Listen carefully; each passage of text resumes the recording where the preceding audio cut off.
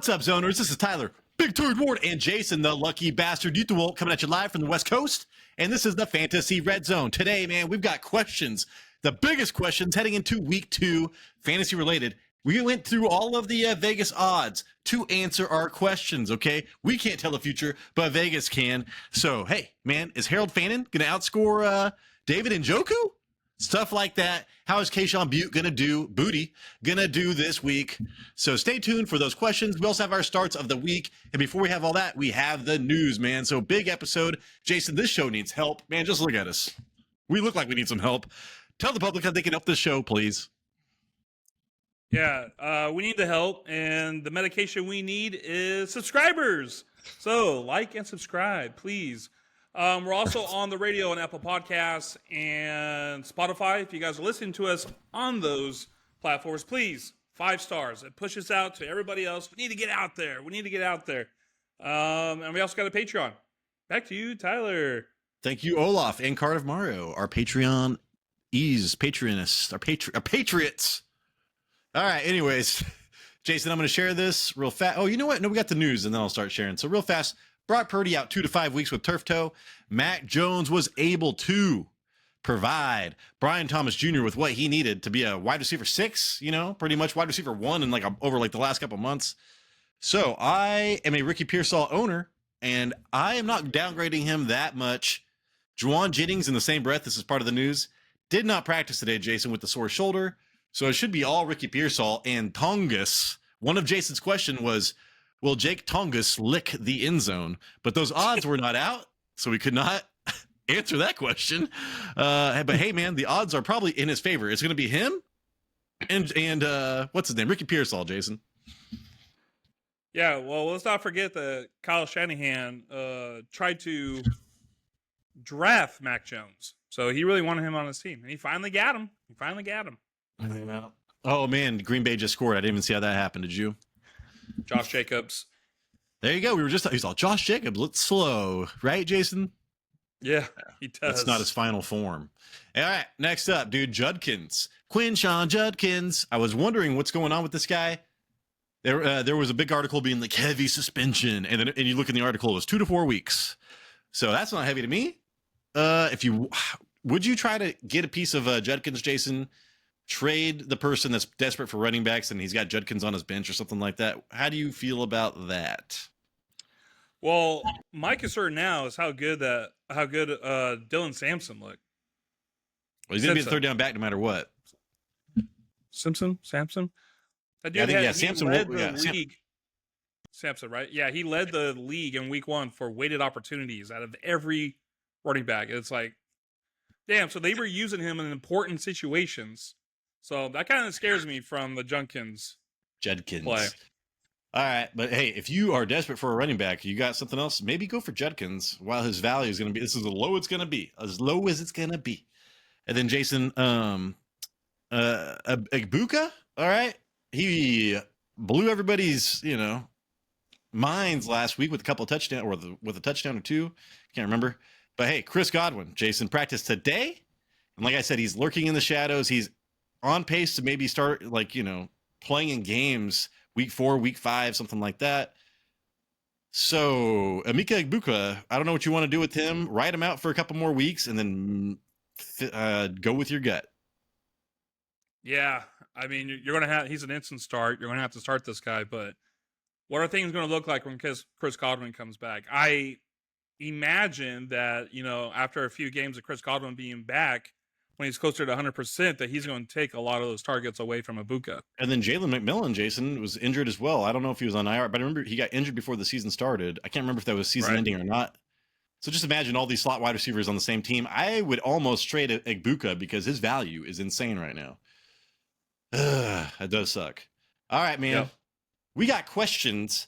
Vegas has answers. Jason, I kind of stacked our questions. Mine first, yours, mine, yours, whatever. So, first question. Will the waiver wire champion, Harold Fannin Jr., outscore David Njoku 2 weeks in a row this week versus Baltimore? So, I was looking at it because I did pick up Fannin on the waiver wire.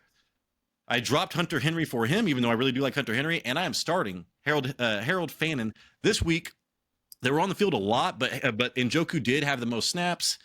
But again, Fannin was using wildcat and slot. Njoku was a traditional tight end here. So Njoku over and under for receptions. Jason 4.5, Fannin at 3.5. So they expect at least, maybe not touches because Fannin might run the ball. But as far as receptions, Njoku will get that. And then yards, 41.5 and 35.5. Fannin is the more explosive player here. But still, they think that Njoku will keep the efficiency up and get more yards than Fannin. And then anytime touchdown chances, Jason was plus 265 for Njoku, plus 360 for Fannin. So there's a 27.4% chance Njoku gets a touchdown this game, receiving touchdown, Vegas thinks.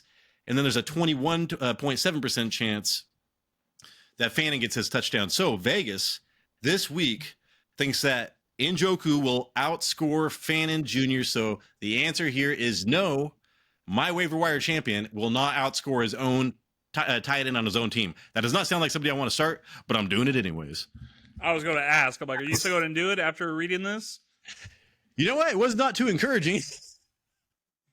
Yeah. But hey, dude, I mean, if you don't have like one of the top 5 tight ends, you're going for upside anyways. And it's like, I do think that Hunter Henry is probably going to have a better week, but I'm thinking more games. I should have dropped Colson Leveland, Jason, but I'm afraid. I just want to keep Colson Leveland for like 2 more weeks just to see what the fuck's going on.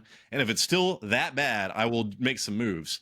But I would feel terrible if I dropped Colson Leveland and he blew up next week. So I would not feel that terrible about Hunter Henry, so that's why I went that way. But how do you feel about Njoku and Fannin rest of the season, Jason? Can you share this? Oh my God, I'm not sharing this, or am I? Said I was. I apologize. Check this out. I was anyways, okay. We're going to go black for a second, but you will come back. So yeah, anyways, everything's laid out right there. I probably should have. Thank you, Jason, for saying something. I would have gone through this whole thing without even noticing. I started my CPAP 2 nights ago, and I've got about 8 hours of sleep between those 2 nights. So I apologize. But yeah, anyways, for the rest of the year, yeah, I'm leaning towards Fanning. Yeah, so I mean, my impression right now, I'm like looking at these receptions, and it's already so close. I mean, it reminds me a lot of Likely. Likely came out, scored 20 fantasy points week 1, then disappeared. But there were 2 startable tight ends on the same team. It just sucks. We're not talking about the Baltimore Ravens. We're talking about the Browns. One's at the top, one's at the bottom. But they should be throwing a lot because they will always be trying to catch up for the most part. Yes, especially this next game. They're against the Ravens, right? Like, dude. There's a good chance we're going to have to throw a ball a lot to keep up with the Ravens.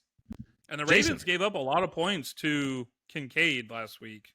Yeah, at least a touchdown. Yeah, I was talking shit to an analyst that ranked Kincaid high. I'm like, dude, you've been ranking him top 8 for 3 years. Like, what did he do? And of course, he scores a touchdown first drive. I was like, that analyst is probably doing something to my comment right now.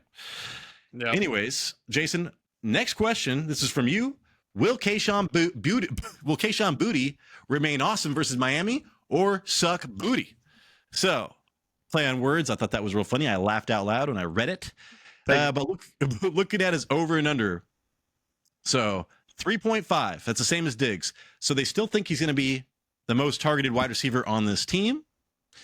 As over and under receiving yards, Jason, 42.5. Diggs does have 2 more yards. Anytime touchdown, plus 300. That's a 25% chance this guy is going to score a touchdown this game. That's not great. I like 33 plus. But still, if I'm looking at a floor here, Jason, we're looking at 4 yards, maybe 4 receptions, maybe 8 points in full PPR is this guy's floor with a 1 in 4 chance to score a touchdown. So I was loving Kayshon Boutte, but Vegas is not loving him as much as us. Yeah, I think most definitely he's going to get more routes than Stephon Diggs. Stephon Diggs, I think it will eventually get there, but they're not throwing him out there like he's 100%. He's going to work his way up, condition his way up. And the fact that they're saying that Diggs is going to get more receiving yards than him, I'm kind of shocked because for how well that he did last week. We will talk about this a little bit later, but 6 of his receptions last week went for 10 yards. So if he's expected to get more targets, I imagine he's going to be close to getting around 10 yards reception again. So That Well, kind of I would take surprises the me. over. I would take the over on both of these bets. I would feel more comfortable on the 3.5 receptions. Like, do I think he's going to get 4 receptions this game? Hell yeah, it's Miami. Now, maybe they think they just go up so much, they're just going to run the hell out of the ball. Trayvon Henderson and Ramondre Stevenson gets all the points.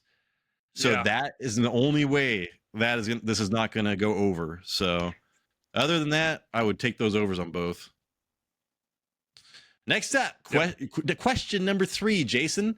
This is another guy I picked up off waiver wires. I'm not starting him this week, but there's a lot of people with some very poor quarterback performances last week, and they're looking at Daniel Jones to start because he scored 28 points. I think it's fantasy quarterback number 4 or something like that. Will he remain badass once again versus Denver, the best defense in the league? Jones, his passing attempts at 30.5. He only threw the ball 29 times last week and was like quarterback, number 4. So that's not a big deal. I like that. His passing yards is over and under is at 204.5. That makes total sense. I wouldn't be surprised. I mean, Denver allowed 60 passing yards last week, Jason. 62, I think. So I would not be surprised if this guy gets like 1. I would take the under actually on Jones passing yards. His passing touchdowns is like every single other quarterback in the league, over and under at 1.5, except for Joe Burrow's at 2.5. He only had 1 passing touchdown week 1, so he can still be a quarterback 1 with 1 passing touchdown. I'm fine with that. His rushing attempts, Jason's at 5.5. Dude, what's his name? Fields is at 8.5 this week. Jones hit 7 times, rushed 7 times last week. This is my favorite bet for this game. I would take the over on the 5.5 rushing attempts for Jones against this secondary, Jason. He's going to be running like he's going to cross that line of scrimmage way more than 6 times. So I'm thinking he's going to have like 8 rushing attempts. I would take the over there. Rushing yards at 25.5. He only had 26 rushing yards week 1. So he's going to need rushing touchdowns here. I would not start him, but I do like the bet of him running more than what Vegas thinks. Yeah, for week 2, I want to see if they're going to use him down at the goal line like they did last week and just vulture those touchdowns from Taylor. Because if he does that, that's going to salvage his week. Guys, and I think there might be a chance. I mean, I guess we're also going to see maybe a real test to their defense if they could keep this game close. Because if not, I could see his passing attempts go higher than 30. Yeah, and to me, Daniel Jones is going to be the Sam Darnold of this year, of this year. He's going to be a top 8 quarterback, top 10 quarterback at the end of the season. I'm not starting anybody versus Denver until, I don't know, I get more data. I need more data because right now it's scary. Yeah, that's good. Next up, Jason, this is from you. Does Jalen continue to hurt his wide receivers versus Kansas City with the lack of passing yards? ? So his passing yards over and under is only at 203. We just talked about Daniel Jones having 204.5 versus Denver. Well, this is not much better, okay? So not liking that. Passing touchdowns, 1.5. That's the same that he had week 1. Passing attempts, this is what I do not like, okay? Kansas City's secondary did not do well last week. It's kind of a rework in progress. I would think that they're going to throw the ball more. But right now, Vegas has him at 26.5 attempts only, Jason. And that is tied for the fewest in week 2. I think Lamar Jackson's at 26.5, which I was surprised to see. And then as far as will it hurt the wide receivers? I was very surprised to see A.J. Brown anytime touchdown, Jason, at plus 185. I would think it'd be around 25% with these passing odds. But no, man, 35%. So Vegas does think he's going to throw a touchdown, maybe 2, and 1 is probably, the odds are highest for A.J. Brown to catch that touchdown out of all of the Eagles pass catchers. So A.J. Brown, probably not a lot of yards or receptions, but he has the best odds of a touchdown this week. So yeah, does Jalen continue to hurt his wide receivers, Jason? Yes, that is the answer. I try to think back of in the Super Bowl, how many yards did Jalen Hurts throw against the Chiefs then? Because I'm like 200. That's his reputation is like 150 max. The past like forever weeks, and then you go up against the Chiefs. I mean, I guess they're saying the Chiefs. This could be a high scoring game. I was actually trying to look at the over and under, like what they also think that this is going to be. I can't like seem to find you just go to it. ESPN. Oh, You go to it's like ESPN scoreboard. 46.5. That's like the second highest. Then Yeah, that is so they're expecting some points to be scored. And if they could stop Saquon Barkley, I mean, granted he's a rookie, but Amarian Hampton didn't look great last week in right. his yards per carry. So if they could stop Barkley, maybe this can turn into a shootout. It's still kind of tough though. And as far as like any over and unders I like out of these, I would not bet on any of them. Jason, I wouldn't either. That's a good call. I would not either. This one too tough. It's too tough. right? Because I mean, I would say take the over on passing attempts, but I don't think that's going to happen either, dude. So I think because you want to control the line, we want Patrick Mahomes off of the field. They want to just run the ball the entire time. That was the recipe to beat Patrick Mahomes for like 3 years in a row. Yeah. So they're going to try to off the field, time of possession, run the ball. Yeah. So I wouldn't make any of those bets. All right, you're going to like this one, Jason. Can Emeka keep a streak of good games going versus Houston? Egbuka over and under for receptions, Jason. Only 4.5. That is the same as last week. Evans at 5.5. So him and Evans were both at 4.5 last week. Evans actually went up even with Egbuka's great game week 1. The receiving yards, I thought last week it was like at 32 or 33. I thought it was going to be like maybe 40. It's all the way up at 52.5. So they do think that Egbuka will be heavily involved again. Evans at 68.5. And then look at, I was surprised by this touchdown chance, Jason. It is higher than most. Anytime touchdown plus 155. Again, this goes towards the slot position. He's got an amazing role. The slot, Jalen McMillan, dude, Chris Godwin. And now Egbuka, Jalen in this system with Baker Mayfield, the slot receiver gets touchdowns. So plus 155, that's a 39% chance for a touchdown. If I was going to look at any of these, Jason, and take the over, I would go the over on receptions at 4.5. That's good. I think I would do that one too. Houston's secondary, they looked pretty good last week against the Rams. I think my thing right now is like, what Baker Mayfield side are we going to get? Because Baker Mayfield was pretty, he was not very good. I mean, he threw for 3 touchdowns, but all the other metrics, like he threw for under 200 yards. That's what's kind of scary. I think he's going to get the receptions though. Yeah. Well, and the problem is that Mike Evans is going to be covered by Stingley, and like he was amazing. He's one of the best cornerbacks in the league, and he covers the outside. So he is going to be forced to throw to the middle more to Egbuka. I would take the over on receptions. All right, next up, Jason, this one's yours. Is Mark Andrews going to be a stud or a dud versus Cleveland? And that game was super disappointing for Mark Andrews, Jason. Everybody was scoring points except for him, dude. So somebody just group texted our fantasy football league, being like, does anybody want a Mark Andrews / who was it, Jason? David Montgomery. David Montgomery package? So that's where his value is right now. The over and under on receptions, Jason, for this versus Cleveland. I could not believe this when I saw it at 3.5. I would have thought, out of the top of my head, I would have thought 5.5. His receiving yards, Jason, and that's the same as Harold Fannin, just to remind you. I mean, we're talking about a rookie tight end. There's 2 tight ends on Cleveland, and this is what Mark Andrews is getting. And then receiving yards, 39.5, dude. Only behind Flowers. Flowers at 58.5. So, I mean, he should be the second option on his own team. Bateman is like way down there, but they still do not think it's going to be, they're going to throw the ball a ton and get a lot of passing yards. Just like I said, Lamar Jackson's over and under for pass attempts was like at 26.5 or 28.5, tied for the lowest with Jalen Hurts.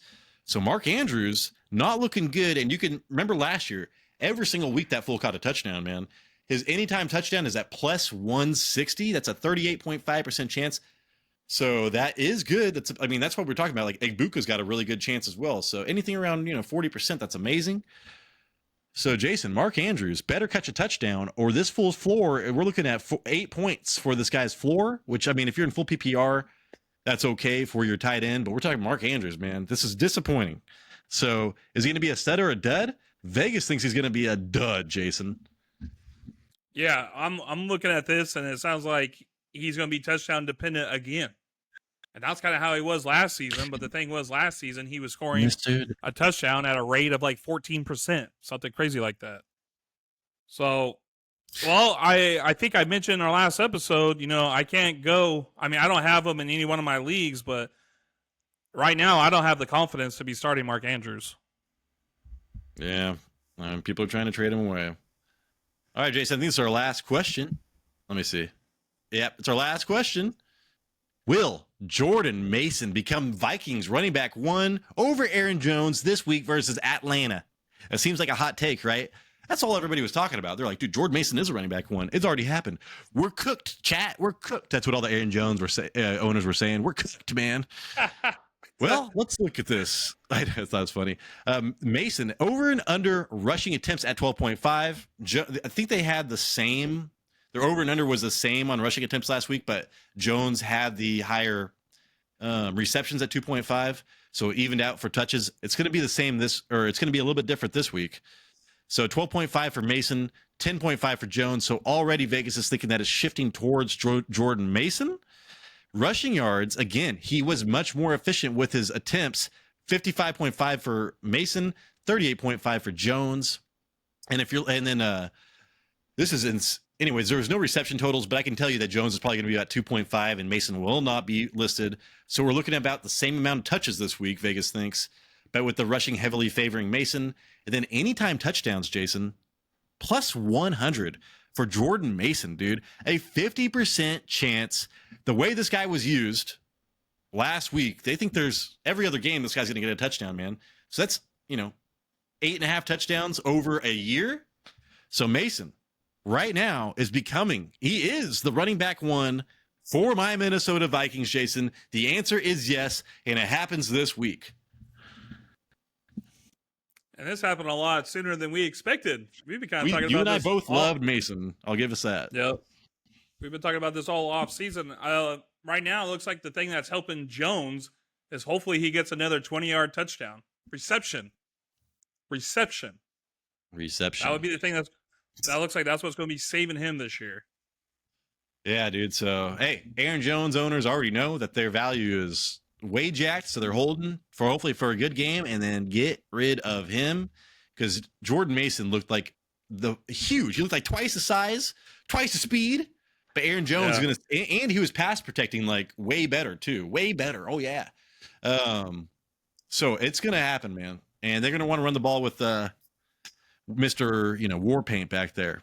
All right, Jason, that's it. I'm gonna stop sharing. Let me know what your first start of the week is. Okay, these are just kind of like spitballing here. Kind of just like not a lot of information, but enough to maybe make you realize. Some of them we already talked about. I have a start of Kayshon Boutte. Booty. He played 82% of the snaps. Diggs only played 41% of the snaps. Dolphins gave up 40.9 points to wide receivers. Drake May made 46 attempts last week. That was like tied with Josh Allen for the most attempts in the week. 5 players in week 1 have gained 6 or had 6 gains of 10 plus yards, and one of them is Boutte. And I see that going on. I see that continuing. Boutte is going to be one of the favorite targets until Diggs gets full strength back, and I don't think that'll be in week 2. So yeah, I think he's going to be heavily targeted again. And he's got the 4th best cornerback matchup, Jason, this week versus Miami's worst cornerback, Jack Jones. I talked about him on my cornerback wide receiver show, giving up 0.36 fantasy points per route run. Boots getting 0.3, which I expect that to go up. And he does play a little bit in the slot, but mostly on the outside versus Miami, dude. So I didn't remember. We did not like what Vegas was thinking about Boutte, but if you look at everything else, it is pointing towards Boutte being a great start this week. So the only thing that was undermining me, because before I looked at this, Jason, I was going to make Boutte one of my starts of the week. I was also going to make Dak one of my starts of the week. But then I looked at your text and I also looked at the Vegas thing and I was like, oh my God, dude, I got to change. But anyways, and he's got an 81% route participation. 85 is when you start getting to like the really good to elite at 90. But still, that's not a bad floor for opportunity. All right, man. I also want to say, if you have the chance, I had the stats exactly, but I don't know where they're at. His last 4 games, he's only got like one game under 12 points. Oh yeah, I've been seeing that stat float around everywhere. He's like, yeah, in the top 4 wide receivers is total receiving yards over those last 4 games. Also with going into last year.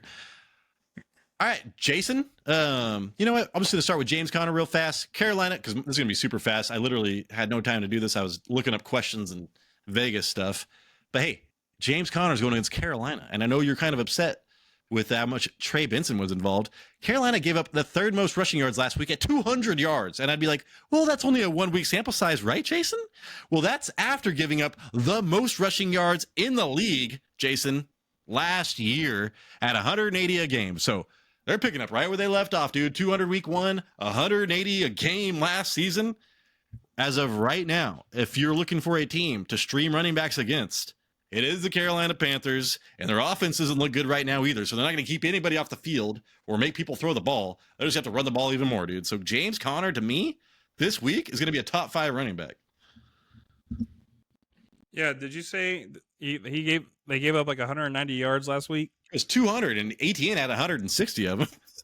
Yeah, it's crazy. So I heard somebody talking about that. They're going for 3,000 yards allowed this year. They're going for the record. But again, Jason, they were the worst team in the league last year, stopping the run, and now they're top 3. So I just wanted to point out it's not a 1-game sample size. All right, dog, give me another player. So I'm going. This was actually a question that we had earlier, kinda. I'm saying to sit Keon Coleman. What do I put here? Who the hell are they going up against? The Jets.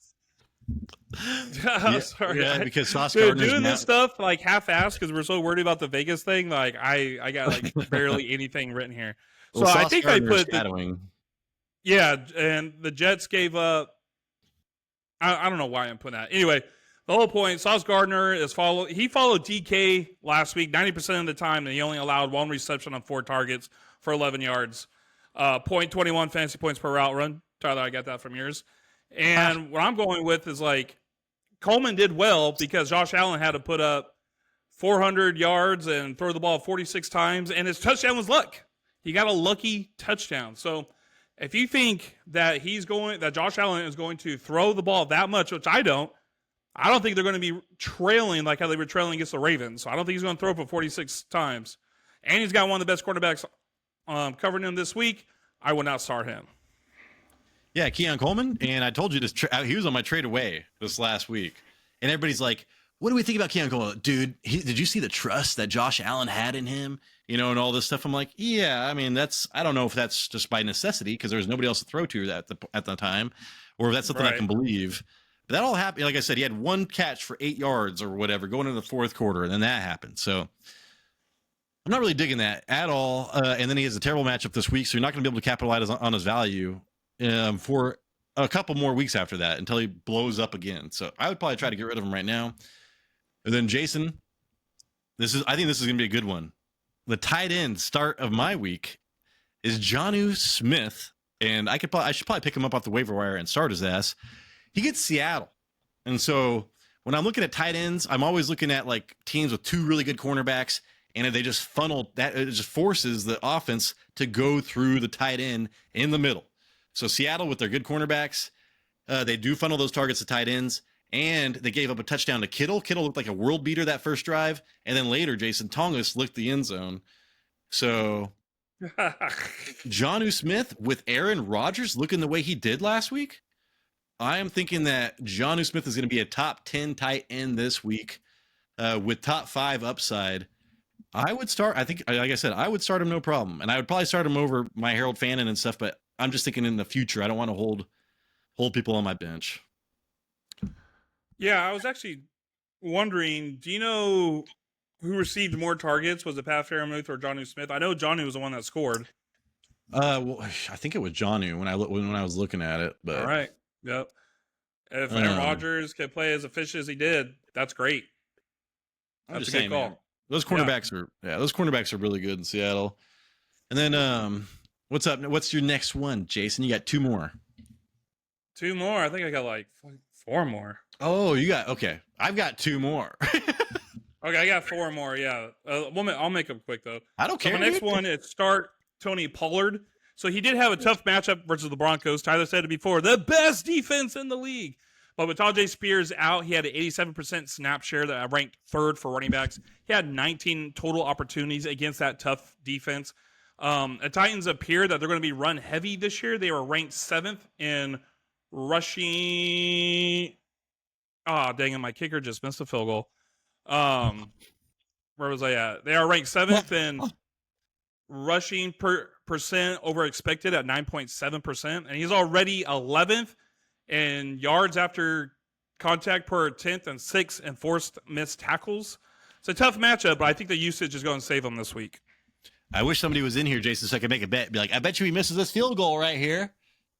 I do that with my dad sometimes. I ruin the Laker games for him. I call him and he's like, where are you at? And I'm like, oh man, he just missed it. And he's like, shut up. Anyways, hey, here we go, man. Next one for me, Jason. Let's see. Joe Burrow. I really wanted Dak Prescott. Go look at Vegas's over and under for Dak Prescott. It's pretty impressive. And I really liked what I saw out of him last week. And now he gets the Giants. And I know the Giants defensive line is like insane, but they just went up against the Eagles given Jalen Carter was not there.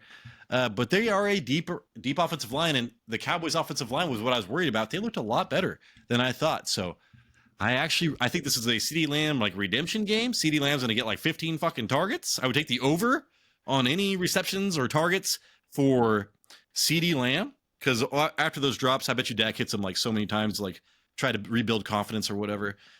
And so anyways, I'm not talking about Dak Prescott though. I don't know why I started talking about Dak Prescott, but Joe Burrow is what I'm trying to talk about. He has the highest over and under point total at 48. So I'm always chasing point totals for like quarterbacks or whatever. And then he's the only quarterback again with the over and under passing touchdowns at 2.5. So he did bad last week, Jason.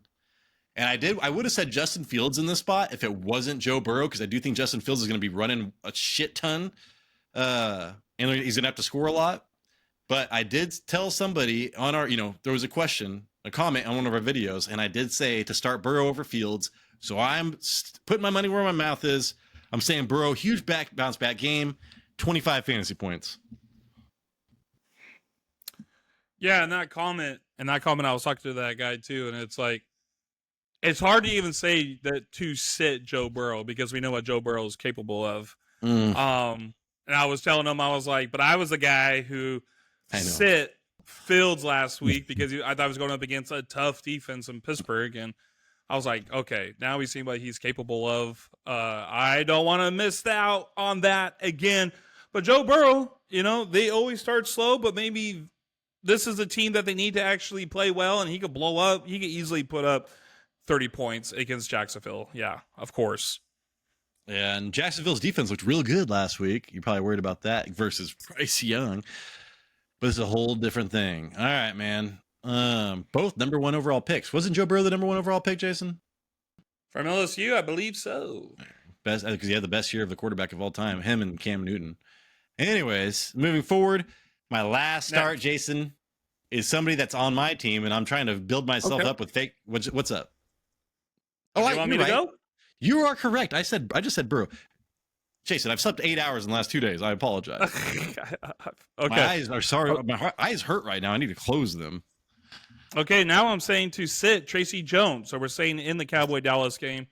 It will be in Dallas, and it's the Cowboys' home opener. Cowboys held Saquon Barkley to 3.3 yards per carry, but he was able to salvage his night with a touchdown. Jones, he averaged 2.4 yards per carry versus the Commanders last week, and he only had 10 carries. 10 carries, but no red zone touches. That makes it kind of difficult to score any touchdown. He'll need a touchdown to save his night, but I don't think it's going to happen. And because the Giants are not scoring touchdowns these days. Yeah. Okay. And who was that? Did you just say, Jason? Tracy Jones. Oh yeah, Tracy Jones Jr., dude.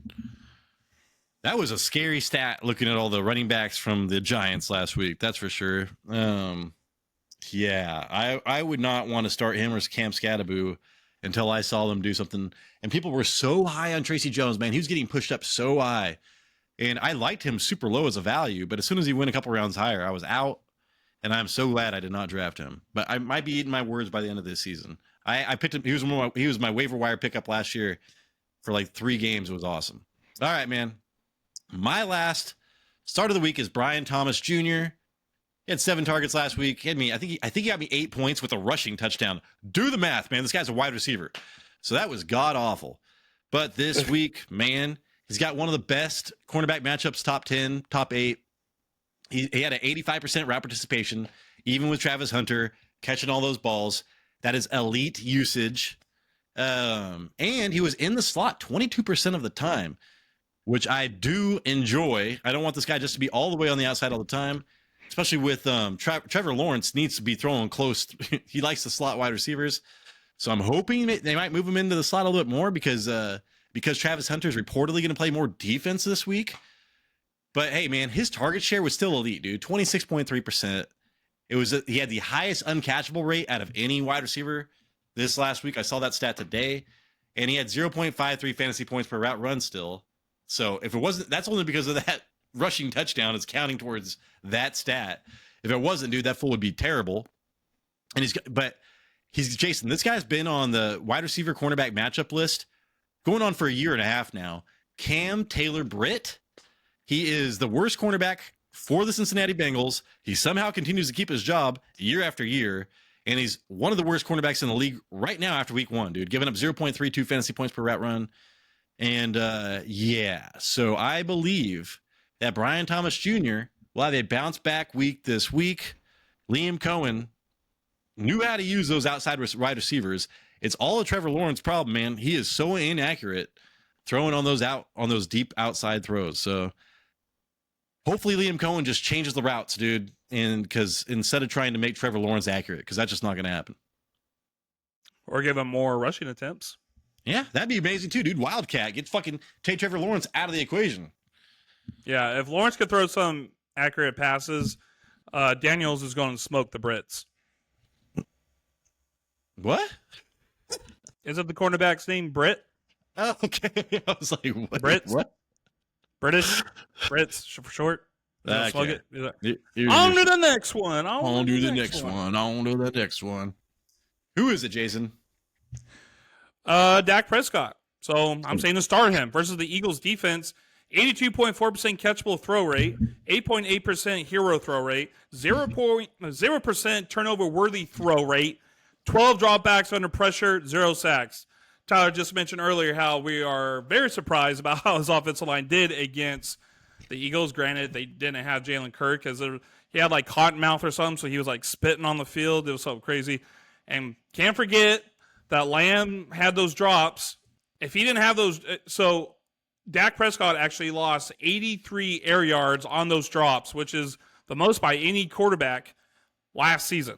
So if he would have had those drops, he would have played even, or if he would have had those completions, he would have played even better, obviously. Now he's going up against the Giants. I think, Tyler, you also said there's going to be like 15 targets to CeeDee Lamb. I think they're going to score plenty of touchdowns for this, and I think George Pickens is even going to get involved. He looked good last week. I think he's going to continue, and you can start him. Houdini agrees, Jason. He was looking right at you for a minute. He was like, this guy's spitting fire. This is truth. Anyways, get out of here. All right, Jason, you have another one. Oh, yeah. Last one. Go 2 in a row. Double tap. I didn't know this was I didn't know he was injured, but start Juwan Johnson. Oh, yeah. He has not cleared 80% of snaps. Okay. He's only cleared 80% of snaps 1 game out of 67th in his career headed into week 1. Well, versus the Cardinals, he played 74 out of 75 snaps, which is 98%. I was going to say he ran 47. He ran 47 out of 49 routes, which is 95%, and he had a 24% target share. This guy has always been a good tight end, but has not been on the field with these elite numbers, like an elite percentage. They don't got Taysom Hill. So this guy's on the field, and now they'll be able to use his assets and be able to score touchdowns. And look what happened last week. As long as he's still on the field, like what we say, 74 out of 75 snaps, running 47 out of 49 routes, this guy's going to be scoring over 10 points a game. They're out here using his Juwan Johnson's assets. His ass. Sets.